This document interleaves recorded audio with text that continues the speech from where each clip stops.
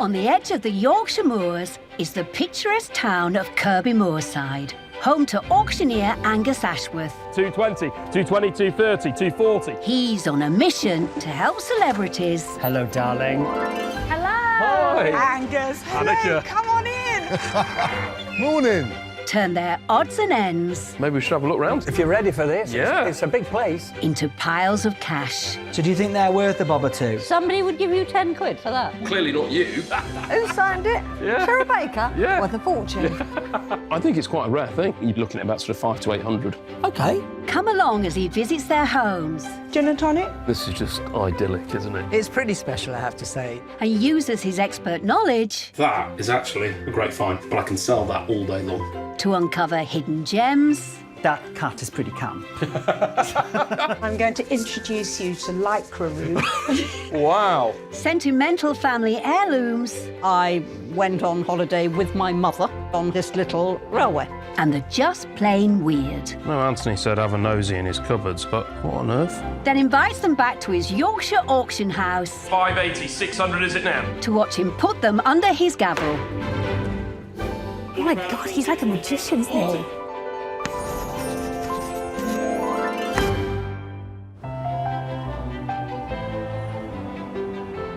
Angus has been running his auction house for over a decade. Fresh bid 95, 100, thank you. I'm going to sell at £100. Gosh. So he knows a good thing when he sees one. Good table, isn't it? And with a crack team of experts behind him, Spin it round, electric shock. you can bet the auction room always has something somebody wants to buy. But Angus is always on the hunt for new things. Morning, Charlotte. Morning. Catch you up on the news, are you? Have you seen these? These World War II newspapers. We're using too much electricity in the home. Some things never change, do they? It could be today's headline, that, couldn't it? Good. Well, talking of news, we've got a little trip. Oh, have we? Somebody that's very famous in the news. She was the BBC Royal Correspondent. I thought you'd like to come along with me. Yeah, sounds exciting. Let's Brilliant. go. So who is Angus hoping will have a collection of goodies for him to sell? Jenny Bond! From the newsroom to outside Buckingham Palace to the celebrity jungle, Jenny has graced the nation's telescreens for over 30 years. I think the image of the job got mixed up with my image. So basically, I think people just thought I was that bit rather stuck-up, posh broad. And actually, I'm quite funny. Some of these country lanes down here are... Well, they're not made for the van, are they? They've got an epic 400-mile trip ahead of them to Jenny's home in another of the UK's most beautiful counties. We're on the very, very tip of South Devon. It's very beautiful. And my husband Jim and I bought this valley with a First World War barracks hut on it 30 years ago. Then we built this house and lived here permanently for the last 20. What do you reckon she'll be like? I mean, she's probably been closer to the royals than most people ever Yeah. will in their life. Oh, definitely, You know, yeah. you know, she's done a lot of other stuff, including presenting, you know, an antiques programme. So I'm looking quite forward to it. Jenny is hoping that her own attic is concealing a bit of cash and is looking to part ways with some of her mementos. I seem to have accumulated an awful lot of stuff. Some of it's the royal memorabilia I've collected over the years. So I'm basically decluttering, I think, and hopefully make a bit of money, and I'll use it for my lovely, lovely grandchildren who are aged 2 and 1. That's a steep drop. I'm not going to look on that side. Yeah, well, she's down this country lane somewhere. Oh, wow, Charlotte. that. Look at... Oh, my word, what a house. Amazing. Look at the boat. Doesn't look like there's anywhere to get turned down now. That I'm gonna reverse it down.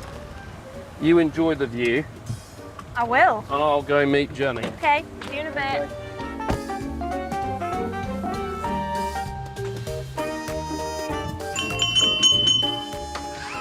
Hello. Good to see you. And you. I love your outfit. Oh, thank you look you. proper Yorkshire. Well, I am. Mind you, it's a bit warm. It might have to come off in a minute, but... It is, isn't it? Well, come in. Thank you. Lovely to see you. And you. Come and sit down, hey? Thank you. Oh. I mean, this is just idyllic, isn't it? It's pretty special, I have to say, yeah. But what we originally bought was a First World War barracks hut, which was on the lawn behind you. And it was wonderful. The roof would leak, people would spill some wine on the floor, say, doesn't matter. We had the best parties, we absolutely loved it. And then we built a posh new house and, yeah, you take shoes off. I suppose it was nice having that place you could come back to. I mean, you must have been all over the world with your job. I have travelled the world, I hesitate to say with the royal family, sort of in pursuit of the royal family. No, generally invited. I mean, we were the official press, obviously. Yeah, we'd travel the world to some wonderful places. These are obviously sort of memories from your time, and I know these aren't so gay, but tell me about some of these. This is the box that was given to me by Diana. OK. I was there at Kensington Palace and I said, oh, ma'am, your legs look great. My legs always look rubbish. What tights do you wear? And she went to the bedroom and brought me a pair of tights. And I was trying to memorise what they were, like a good reporter, when she said, no, keep them. So I did. And a few days later, a lady in waiting came up and said, oh, the princess wants to know how your royal tights are doing. And I said, oh, my God, I've laddered them. So I wrote her a note and said, it's with great regret that I have to confess I have, in fact, laddered my royal tights, but it makes no difference because my legs still didn't look like yours anyway. And then I was told to go to the palace, a phone call, go to the palace, and I was given this box. And I opened it up, and inside there were 7 pairs of these tights. And I have 2 left, just 2. There was a note from Diana saying, hope you see the amusing side of this package. Anyway, wishing you a happy Christmas from Diana. Oh, that's wonderful. So it was 96. I'm guessing there might be a few royal themes with what we're taking away today. I did rummage around the attic, and I did come across some of my royal memorabilia, things I've collected. There may not be of value, but they probably are of interest. Excellent. Wonderful. Well, I'd love to have a look round. Let's go and have a look. Take a peek. The tights are too precious for Jenny to part with. Let's hope Angus can persuade her to let go some of her other royal collectibles. This is, well, I was going to say the library, but actually it's my husband's library. When we had the house built, we both decided we'd have one luxury. His idea of luxury is being surrounded by books. Afraid I have to agree with him. I would love this. Well, he spends hours and hours in here, and I don't know, we've accumulated various knick-knacks. There's a Jubilee bear. Golden Jubilee bear. Yeah. But no books to go. They're all secret. Well, no, I think he put one out. That one, Salman Rushdie. He's got loads of first editions, but this is just one of them. These sell quite well. Do they? Yeah. Oh, well, there must be hundreds in here we could quietly dispose of. No, I can't do that. But he did say that one. Well, I suspect, Jenny, that we've got little bits dotted all over the house. I mean, if you're all happy for me to have a bit of a walk round, see what I can find, and I'll get Charlotte in and see what we can come up with. Good plan. I can go and put my feet up, have a cup of coffee. Yes! Of course you can. All right. OK. Good luck. With just half a day to clear Jenny's things, Angus and Charlotte need to get a move on. Charlotte, how are you loving the views? It's amazing, isn't it? We're just going to have a look round and see what we can find. Okay, great. While Angus goes in search of royal collectibles, painting specialist Charlotte is naturally drawn to Jenny's art. It's quite an interesting painting, caught my eye because it's got the subject matter of sort of the coast. It looks to be sort of late 19th, early 20th century. And I think the subject matter is actually smugglers or shipwreckers. It sort of looks to be around the £40 mark, so £30 to £50. There'd have been plenty of smugglers round these parts back then. Ahoy there, Angus! What have you spied? I mean, we couldn't come to Jenny Bond's house and not find some royal memorabilia. What's really interesting I've picked out of here is an old auction catalogue. If you've bought a dress worn by Princess Diana, you want the provenance to go with it, so you keep the catalogue. What's nice, this has got all the prices in it. So this, I presume, was Jenny's, and she went to the sale and commented on Diana's. I mean, look at Diana's dress. Some of her dresses made $45,000 for a dress, $30,000. The 1997 Christie's auction of Diana's dresses raised over $3 million for charity. These catalogues are actually very collectible now. Very glamorous, just like our Jenny.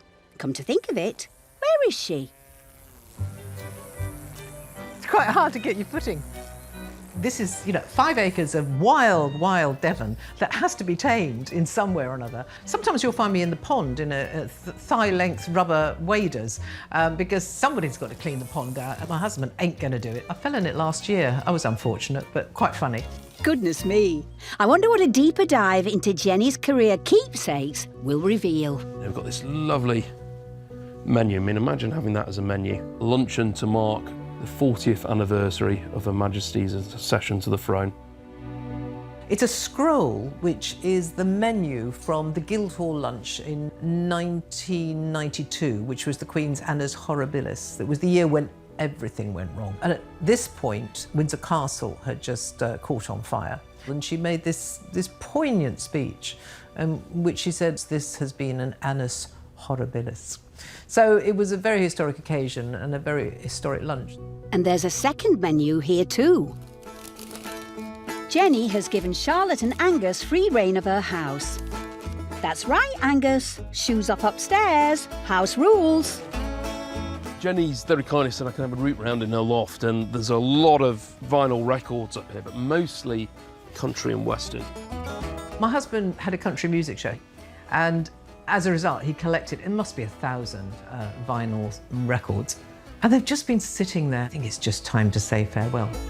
They are saleable, but it's a very niche market. And are we best suited for that? I don't know. But there's a couple that aren't country and western. The vinyl that really sells has got to be the right names. After nearly 20 trips to and from Jenny's loft, the van is gradually filling up. Cataloguing over 1,000 records will keep the team back in Yorkshire busy.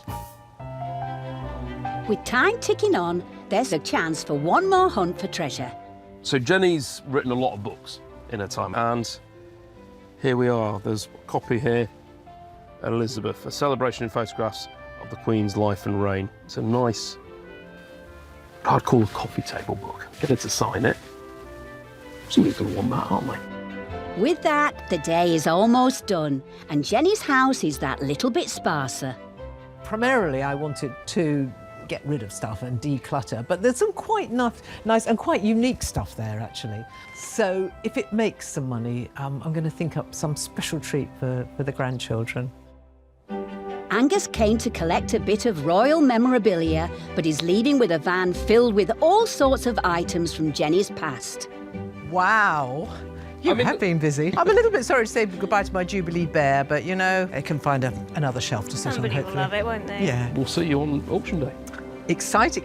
Honestly, this will be exciting because it's the first time I'll be on that end of the auction. Wonderful, thank you. All right, farewell then. Safe journey. It's not a particularly big job, and I've managed to eke out a book of hers, and she's a little bit embarrassed because she's worried it won't sell on auction day, but I've told her I'm a good auctioneer, so should do all right. Here's hoping there will be plenty of royalists in attendance come auction day. After a 6-hour drive back to Kirby Moorside, specialist cataloguer and valuer Mark is on hand to assist Angus with the unload of Jenny's goodies. In fact, the most big heavy stuff is her husband's country and western vinyl collection, which I know you'll be a massive fan of, Mark. Yeah. While they tackle the vinyl collection, book specialist Jack is studying one of Jenny's more novel pieces that's bound to cause a stir at auction. It's her husband's first edition copy of the Salman Rushdie book. So this is one of the great things about this job. Of course, my specialty is books, and every now and then we get a really good collection of books coming through. Now, when you hear first edition, a lot of people straight away think, oh, it's worth a lot of money. Now, in most cases, a first edition is always a good sign. And popular authors are more collectible, right, Jack? So, from Jenny's house, we managed to get this fantastic first edition of Salman Rushdie's Midnight's Children. Now, it's his second novel, and he won the Booker Prize. And he's quite a prolific writer. He's written some very interesting books, and all of them have been praised as being great literary works. Because it's always great to find a first edition like this, which is a really good quality book. Inside the warehouse, Angus is busy preparing other lots for auction on a similar theme to Jenny's star pieces.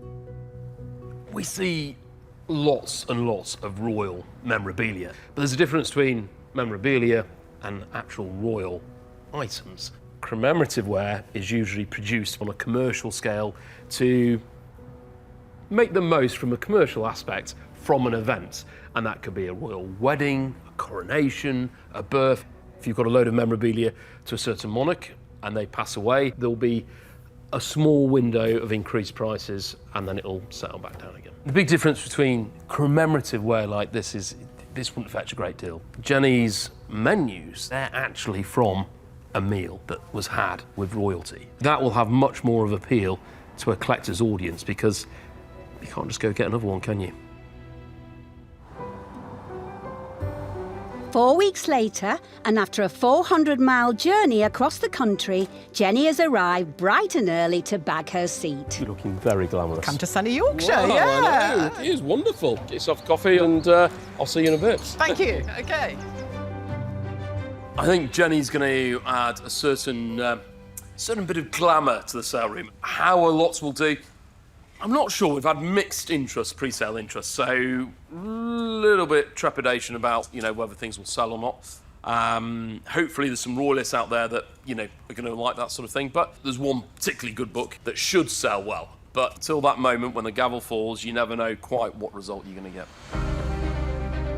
Lords, ladies, if you'd be so kind as to take your seat, may the auction begin. Jenny has 25 lots in today's sale, and assisting Angus on the rostrum, we have clerks Emma and Heather keeping an eye on online bids, and Gary on porter duties. Right, we go on to the Jenny Bond collection. We're very pleased to have Jenny in the room. Thank you, Jenny. And we start with the Christie's catalogue there for dresses from the collection of Diana, Princess of Wales. There we go. Where should be for this one? Go straight in at £70 on commission at £70 a bid. At £70 a bid at 70 it is, then at £70 at 70. 5, 80, 5, 90, 5, 100. At £100 it is, then at £100 at 100. We're all done for the iconic sale. At £100, then at 100, all done at £100. Sold to a buyer right here in Kirby Moorside. It's quite historic, but that's all right. Next to go under the gavel is the Golden Jubilee Bear, made back in 2002 to mark the 50th anniversary of the accession of Queen Elizabeth II. Oh. Now we need to find a good home for this, because I've got 2 hungry Jack Russells. £20 surely, 20 a bid, thank you. You've got 20, 22, 22, 25, 25, 28, madam. 28 for the lovely bear in the corner? No. 25 it is then at 25, 28, I've got 28, 30. 30, £30 a bid at 30, at 32, 32, 35, 35, 40, £40 a bid at 40, it will done at 40. Selling comfortably for its estimate of £40. I shall miss him, but he got a new home. Next up is the 1992 Guildhall dinner menu, along with a second royal menu to mark the centennial anniversary of Her Majesty the Queen Mother. It was a good lunch, wasn't it? I don't remember. I didn't get much to eat. I had to report on the speech. I had to leave the food and go and report. The menu does look good. I mean, the 40-year-old tawny port, I thought that was quite nice, yeah. 2 commission bids on this. We start at £120. 120 and bid at 120, 130, 140, 150. At 150 it is then. At 150 it is then. At 150 it is then. At 150. We're all done. I'm selling then at £150. Sold to a buyer in North Yorkshire. I think it was probably a bargain, but that's fine. And the next item is a real page-turner. This is your own book, isn't it? You made me put this in. This is really embarrassing. Really embarrassing. I don't mind. I can take it home again, don't worry. I'm sure if somebody in the room bought it, you'd kindly sign it for them. You made me sign it already. It's already signed, but I can personalise it. You can personalise it, yeah. Where should be for it? £20 start me. What did Can you please not embarrass me, because I... 20, thank you very much, madam, at £20 it is, then at 20, at £20. Don't be shy, come on. 22, 22, at 25, 25, 28, 28, 30, 2, 5, 8, 40, 2, 45, 48, 50. One bidder is out. £50 it is then at 50. And one bidder still in. Anybody else want Jenny Bond's book at £50 it is then. At £50 at 50. We're all done at 50. Thank you. Well, 56. thank you. When I collated this, I wanted pictures of a smiling, happy Queen. And so you'll find lots of lovely pictures in there. Up next is Jenny's husband's vinyl collection. 1,100 records have been divided into 5 lots. This first lot is made up of 220 of them. Huge collection of vinyl records. You smiled very nicely at me to take them, didn't you? Yeah. Mostly country and western, but there is a bit of Jimi Hendrix in there. There we go. Oh, that's going to sell it. Looks like Pink Floyd at the back there. We are flying. 22, 5, 8, 30, 32, 52, 52, 55 is it now? £55, surely 55, 58, 40, £40, 42 is it now? 42, 45, 45, 8, 50 now? 5, £55, 55, 60 is it now? 60 anywhere is it now? At 60, 65, £65 at 65. We're all done. Gavels up at 65. Thank you. Yeehaw! And over the next 4 minutes... Done at £48. 42, 960. Angus sells all of Jenny's husband's country and western records for a rootin' tootin' £260. From vinyl records to oil on canvas, it's the painted smuggling scene next under the gavel. This is interesting. There we go, the English school, 19th century. Smugglers in the moonlight. There we go, where should be for this? I've got 25, 8, 32, 32 at 32, £32 at 32, little flurry on the net there and it's stalled at 32. Anybody else now for this lovely oil on canvas there? 32 at 32, £32, all done. Sold to a local, soon to be hanging on a wall in Kirby, Moorside. Belonged to my mother. There's one lot left, the star of the show, or at least what Angus hopes will be, Jenny's husband's copy of a Salman Rushdie first edition book, the Booker Prize award-winning Midnight's Children. We start at 120, 130 I have, 140, 150, 160, 170, 180, 190, 200, 210. It's certainly a good start. At 210 it is, then at 210, 220, fresh bid. At 220 it is, then at 220, 230, anywhere is it now? 230 is it? 230 is it now? At 230, surely 240, 240. At £240 it is then. At 240, we're all done. The gavel is up. I'm going to sell Midnight's Children at £240. Thank you. I shall never tell him off again for collecting books. Auction over. So how has Jenny done? Will the grandkids be getting spoilt rotten? Well done. That was fantastic. Oh, that's all right. Well, there was certainly some Jenny fans in there, wasn't there? Yeah, no, it was lovely. People were very charming. I suppose you'd like to know what you'd be taking home. I do, really, because I've sort of vaguely marked it down, but I haven't totted it up. You'll be walking away with £1,742. Really? Yes. That is more than I expected. Thank you. You are most welcome. I'm going to use that on family days out to take the grandkids out. Just a normal day out, I don't know, on a steam train or something, or to the zoo. Yeah. It's a pot of money for grandkids to have lovely days out. Wonderful. Well, I'm sure they'll enjoy it. And you've been an absolute joy, thank you. And you've added a certain glamour to the sale room today. We do our best. The sale room team are kept on their toes as items from all over the world need to be carefully researched and catalogued, ready for the next auction. And it's an endless task for Angus to find the best lots to go under his gavel. Well, I think it's going to be better weather in France, Jack. Oh yeah, I think it is where we're going. It's always nice weather down there. Well, I'm not even taking a jacket. Travel light on a plane. That's my motto. He's had a very interesting job come in, and it's taking him and Valuer Jack across the channel. And you've reliably told me that you know the area really well. So you're going to be my tour guide. Oui, oui, mon plaisir. You'd best swap that flat cap for a berry, Angus. It's an 800-mile journey door to door for Angus and Jack as they head into rural France to meet one of the UK's best-loved actors, Sid Owen. Hitting our screens at just 16 years old, Sid is best known for his starring role in one of the longest-running dramas in British television history, EastEnders. This iconic role has lasted for over 30 years. You know, you're on this massive, stage in front of a lot of people and the biggest show on TV. So, definitely learnt on the job, that's for sure. It's a good way of learning your craft.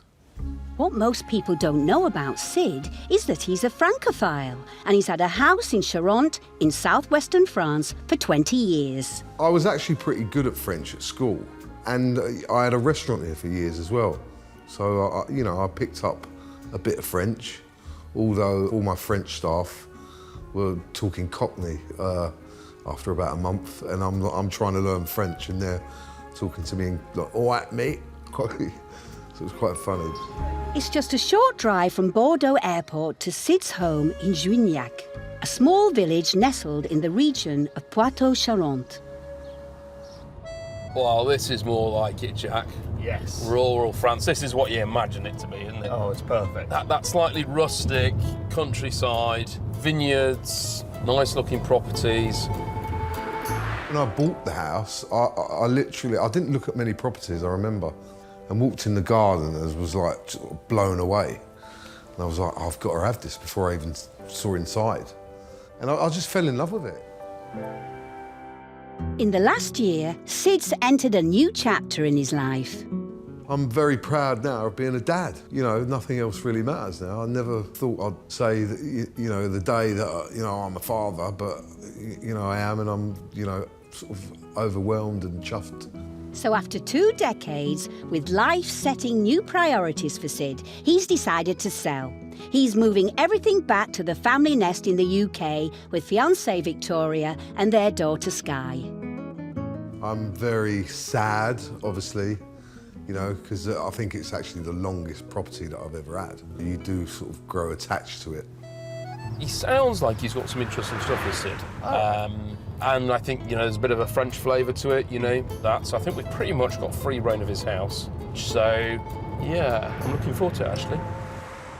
There are things that I'm like attached to, and I've got some quirky bits which I've had for, you know, many, many years. So if they didn't sell, I wouldn't be disappointed.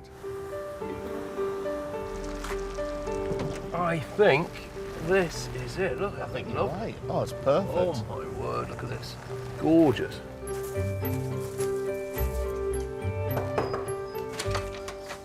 Angus! Sid. How you doing? Jack. Jack, nice to meet you. Wonderful. Come in. Thank you very much, thanks. What a spot, Sid. I know, yeah, it's been a long time. I've been here 20 years now. A lot of fond memories here. A lot of fond memories, yeah. I mean, my niece got married here. Oh, wow. So that was, you know, that was a good day. 150 mad English people here. Well, I suppose it's a case of looking round, seeing, you know, we've got a van and taking the best load we can and see what we can do. See what we can do, yeah. Yeah. I'll show you around and get cracking. Brilliant, great. Jack, do you want to have a look round in here and start working out what's going to go, and I'll follow you on, Sid. Come on in, Great. let's do it. So I've got this old one-armed bandit. Wow. And it's the only fruit machine in the world that you'll never actually win on. Have you rigged it? No, it's just, you just can't win, it's impossible. You've never won? I was literally 17, 18 when I bought it. It's like, as you get older, possessions, what do they really mean? I'm quite happy with the clothes on my back. You don't need all this stuff. It's a great decorative piece. I mean, that would be really popular, yeah, we like that. Probably needs a little bit of polish it up. Mind you, people like it a little bit worn, don't they? Yeah, it's fine. Adds character. One-armed bandits, as we see them now in this current form, were developed in the late 19th century, 1898, I think it was, in San Francisco. These would have been in all the casinos of the day, and then over here, you know, you would have had them in pubs and that sort of thing. Just like nowadays you have the fruit machines, as we call them. These were the precursor to that. At auction, this bandit might just finally pay out for Sid. OK, so this is 1950s 35mm Gourmand projector, but it was actually left here. OK. It was so heavy, I remember we tried to move it once and we sort of went, let's just leave it there. We'll certainly have a go with it. I mean, someone said to me, like, film studios, it would be a nice sort of piece in production company or something, I don't know. But it's got to go. OK, fine. Yeah, different. We like that. Quirky's good. Cool. The unlucky duo doing the heavy lifting are specialist movers Greg and Charlie. Angus has called on their services to help move Sid's things. And with over 40 years of combined experience shifting things from the continent, they're perfect for the job.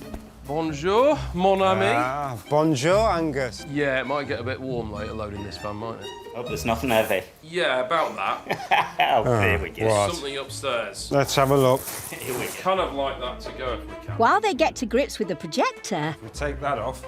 That should make it a bit lighter. So... Okay. Angus continues the tour with Sid. You know, I bought this sort of piece quite a few years ago now. Yeah. I've got nowhere to house it. Okay. Although that type of furniture's dropped off, this chinoiserie effect that has become popular again, and Right. it was popular in the late 1700s. It was popular again in the 1920s. Right. And it's becoming popular again now. So, did you pay much for it, or A lot, meaning back in the day it was probably a lot, Yeah. which was probably 500 quid or something. okay? It might not make quite that in the current market. And I have to say, Sid, you've got a few nice pieces. If you, I mean, you into antiques? Are you? You've Well, been a bit of a... saying antiques, I was just into, you know, what I like the look of. So, Yeah. but yeah, I mean, I sort of do know a bit of quality over as opposed to not. France, as you know, there's brocants sort of every weekend.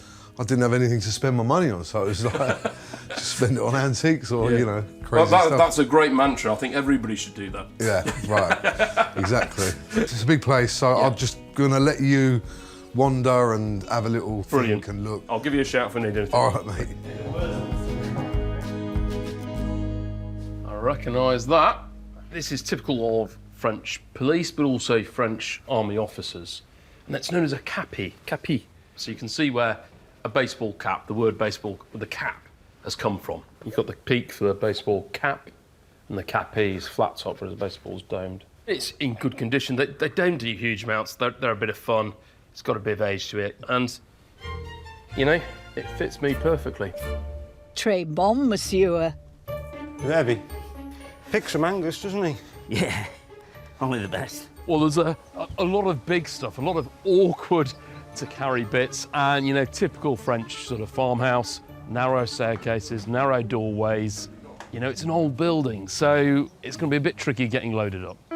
While the lads get a proper workout, Angus and Jack have stumbled across some furniture for lightweights. Do you know what, Jack? This is typical of, well, Victorian period France, isn't it? Yeah, this style, and you saw this come across to us a little bit. And these, you know, would have been a pot cupboard, and quite often they're lined like this is with marble. Normally there'd be a pair. These are two individual ones. The sort of the simple rustic charm about them for going anywhere in the house. Yeah, no, they're great. Well, best. They can get them packed on the van. Perfect. The slight problem, I suppose, really, is because it's such a good job and there's a lot of good saleable bits, is we've got one Luton van, so we're limited how much we can take. It's about cherry-picking what's there and taking the cream to make it the most economical van load for Sid and for us as well. Morning. It's not just the house. Sid has outbuildings packed with French collectibles too. This I've had for, what, like 25 years? I mean, they're still going to this day as a company. These are in pretty good nick, really. They're like... They're nice. And croquet sets, very popular. Yeah, no, we'll definitely take those. OK. They're yours. Great. On to the next. Let's do it. Time is really against us. You know, the lads on the van, they need to get back and catch a ferry and get back to England and the sail room. And, you know, me and Jack have got a flight to catch, you know, back to Yorkshire. And we don't want to miss that, so we're going to have to get a move on. Lugging a huge Dirty Harry pinball machine through the farmhouse isn't going to speed things up, that's for sure. This pinball machine is fantastic. It's made for the French market rather than the English market. But we can soon get the plug converted so it at least work in the UK. So what, it's heavier than you think, isn't it? Certainly is. You know, even I remember as a kid at the cinema, they had a whole arcade section. And it was a big thing. People didn't have the computers and things at home, and to go to the arcade and the new issue coming in, and it was this pinball machine for this movie. Everybody wanted to play it. I think it'll do very well at auction. You know, it's going to be very desirable. They don't come up very often. With the van almost full, Angus has time for one last look around. I mean, the lovely thing about this is we're in a traditional French sort of farmhouse. What's nice is to see some of the things you'd expect to see. And this is a classic French enamel stove. The first cast iron stove was manufactured in the 1640s. 100 years later, a more efficient stove was invented by Benjamin Franklin, one of America's founding fathers. His stove used less fuel and generated more heat. So clever was his design, it's just as usable today. You know, if you go back to the days when, you know, everything was run off that. You know, you could cook on there, you could have a kettle on there. It would also heat the room. I mean, this one isn't ancient, maybe 30, 40 years, but the style hasn't changed from the Victorian period. You know, this is how they would have been made in the late 1800s, right through. And it's very typical French design. You come to this beautiful area, You want to take something that's local to the area back. I've really enjoyed this job. After 6 hours of hard work, over 20 years of Sid's memories now fill the van. It feels good, actually. It's like done and dusted. As I say, it's like a new chapter, onwards and upwards. I'm into buying baby toys now, not furniture. Sort of strange probably seeing it empty, because it probably hasn't been empty for 20 years. I know there's still bits here. Yeah, most of the good stuff's gone. Well, we'll see you up in auction and we'll hit the road, Jack. Right, well, thanks a lot, guys, and safe journey back. Obviously now, sort of being a dad, I want the auction to go well, because now I'm thinking about what, to do with baby, get her set up properly, and have some nice holidays as well. We've got some good stuff on that job, Jack, There's some really interesting pieces. I think maybe his expectations on a few of the prices might be a little bit high. I mean, obviously he's bought everything retail and, we're selling at auction, so it doesn't always quite translate that. Back from Sid's, the team wastes no time in unpacking his things. And Mark is ready and waiting. All right, doesn't it? Yeah. They do quite well, these, Yeah, I mean, obviously it's a French one. Yeah. Plug adapter on it, get it fired up. We need some euros rather than pounds. Right. Inside the auction house, Angus's mum Caroline and valuer Nick are taking a closer peek at one of Sid's most treasured items. Give it a whirl. Give it a spin. Gosh, Split the winnings if there's anything in it. Don't hold your breath, guys. It hasn't paid out in over 30 years. You wait, it'll be jackpot. Nothing. A plum, cherry and a lemon. Have you played this before, Mark? Never, no. What about you? I think I have, actually, but I don't think I played by the rules.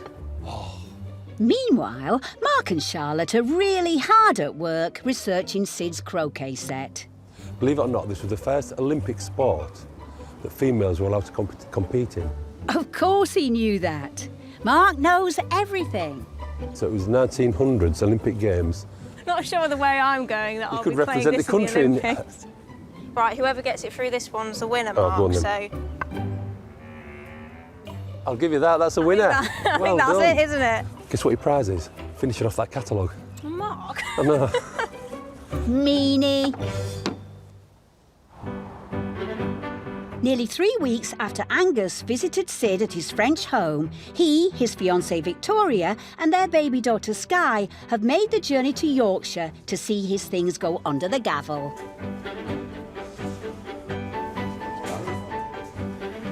Who's this? They're only possessions. Don't mean anything. This little thing means more. Right? All changed since you came along. Say hi. You're the star of the show, aren't you? Are you all right? Did you have a good trip up? Yeah. No, I'm looking around. I didn't realise how much sort of stuff I had. Sid's got a lot of items in today, and I mean, that one-arm bandit is particularly good. And the pinball machine, I think they could be the stars of the show. We're not going to be letting things go too cheaply. We've given him estimates and we need to be hitting around those figures, otherwise he's not going to be happy and he'll be sending the Mitchell brothers round, won't he? Yeah. And what of the money raised? Hopefully we can book a holiday. Yeah. Take the baby away. First holiday. No pressure, Angus. There are 43 lots of Sid's French collectibles to go under the gavel. Today we have Jasper and Charlotte keeping an eye on online bids, and James is on the floor on porter duties. Take your seats, everyone. The auction is about to begin. Very pleased to welcome Sid and his partner. First up is the chinoiserie side cabinet that Sid spotted in an antique store over 25 years ago. I have to say, Sid, you had good taste, didn't you? I do have good taste, yeah. You're getting the smile from next door, yeah. There we go. Where should be? 100 bid at 100, 110, 120, 120 at £120 it is at 120. Sold.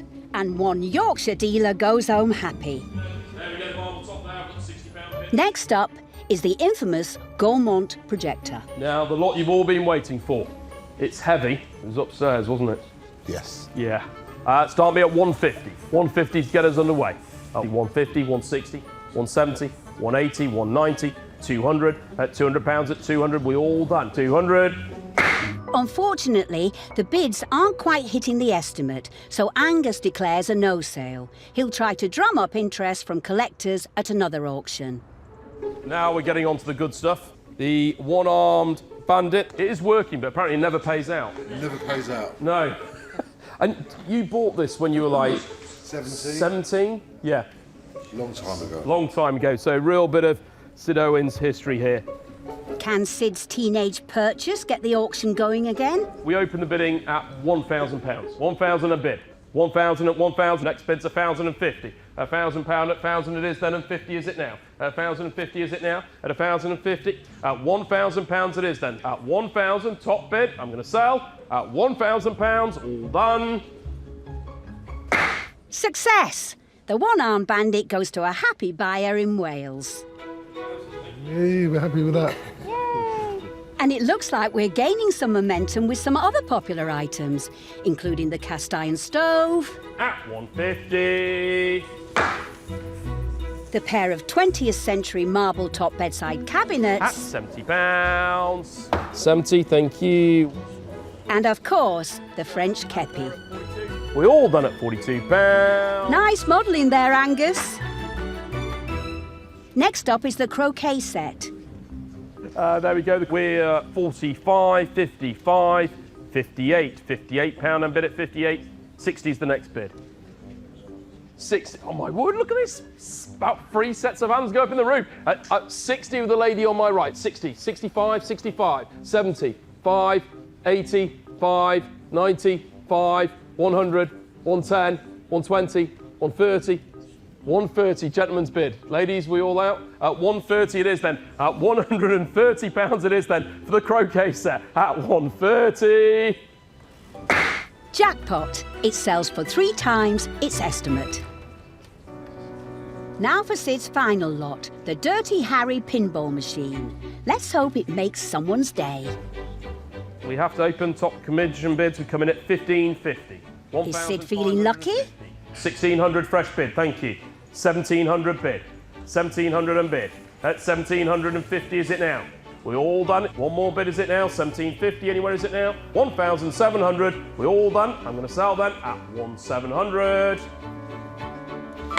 The pinball machine is the star of the auction, selling for 2 times its estimate. Lovely jubbly. I think let's go and count the money.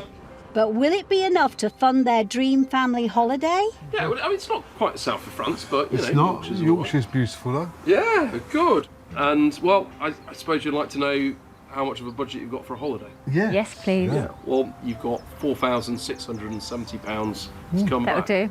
That'll do lovely. That'll do. That'll do nicely. Well, it's been an absolute pleasure. No, thank you. Thank you. You're very welcome, and have a safe trip back. Cheers. Thank you. Thank you very much. I think it went quite well. Yeah, it was like a little surprise, you know, obviously with the one-armed bandit, which I've had for so many years.